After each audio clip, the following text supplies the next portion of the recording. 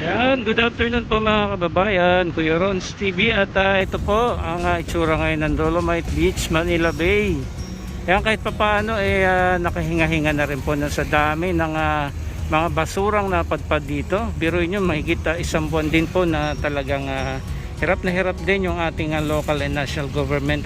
Although hindi naman po sila umihinto sa pagtatrabaho upang malinis itong Manila Bay, kaya nga lang po talagang dagsa ang napadpad na mga basura dito, especially nito mga nagdaang bagyo dito po sa atin. Ayan, kahit pa paano ayan at malinaw ang tubig, nakikita natin although itong trash boom ito napadpad dito at hindi pa rin po nailalagay o naipopwesto doon sa kanyang tamang area.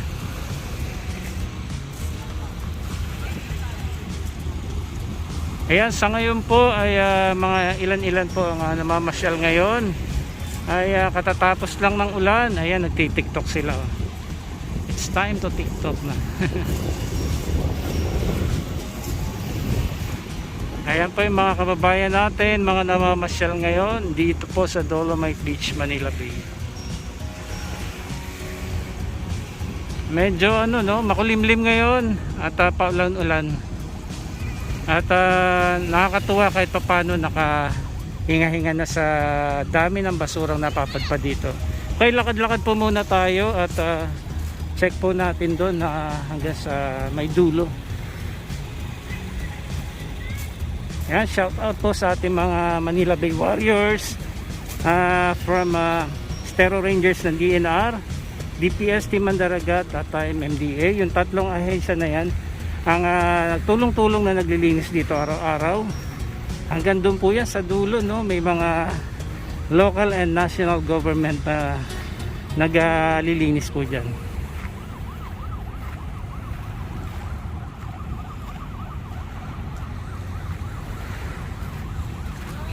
Ito kahit pa paano nabawas-bawasan na.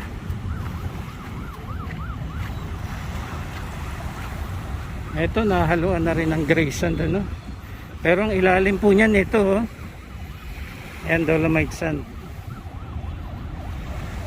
Excuse me.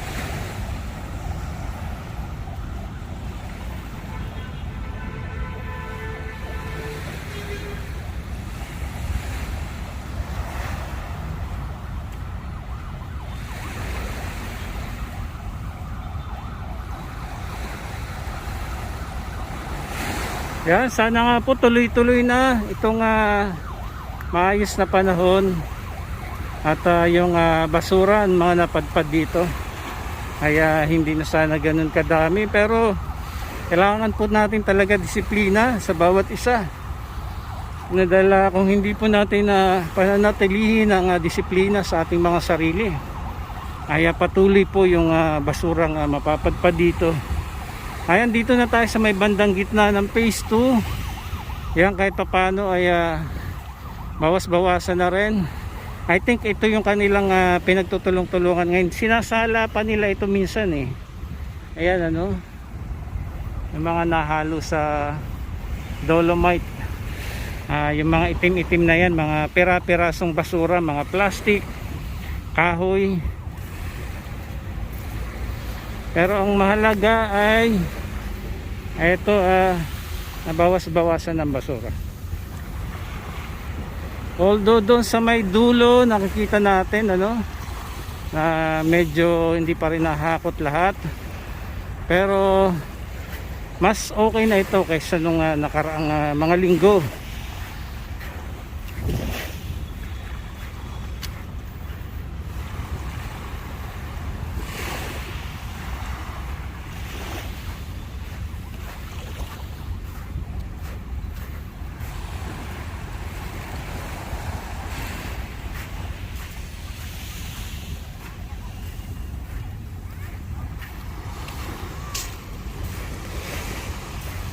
So dito na lang sa dulo masasabi natin na medyo madami pa.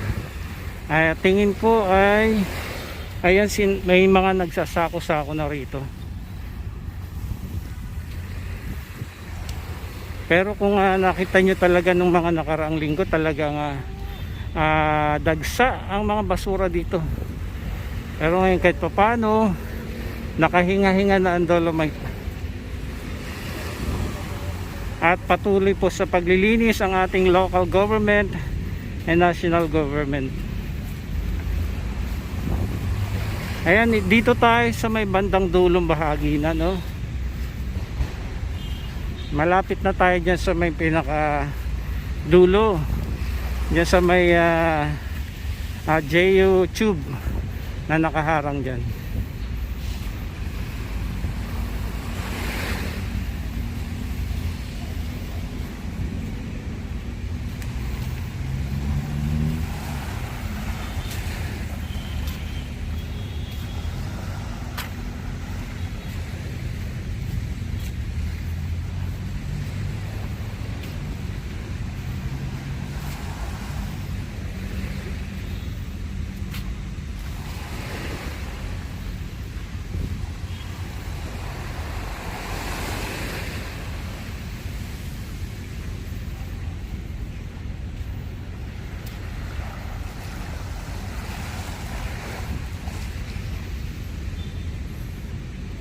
Yung tunog ng alon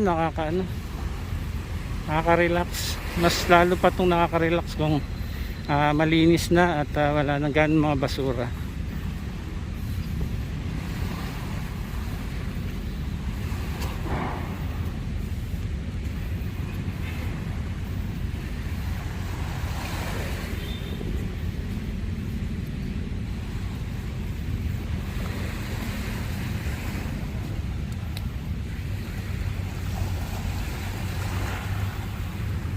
Ayan, okay. Ang itsura ng Dolomite Beach. Andito na lang sa bandang dulo yung masasabi nating mga mas madaming mga basura. Pero kahit papano nakahinga-hinga na. At patuloy pa po itong lilinisin ng ating mga Manila Bay Warriors para bumalik na yung dating ganda ng Dolomite, especially nung mga unang buwan na nagbubukas ito. Yan, ito po ang updates ni Kuya Ron's TV. By the way, ito po yung mga naririto nakatumpok. Hakutin na lang po ito. Ayan, kaya nandyan po yan, nakasako-sako, tas mga kahoy. Yan, nakabukod-bukod na. Yan, so okay, salamat po sa patuloy na pagsuporta sa ating channel Kuya Ron's TV. Ito nag-update po dito sa Dolomite Beach, Manila Bay. God bless po sa ating lahat.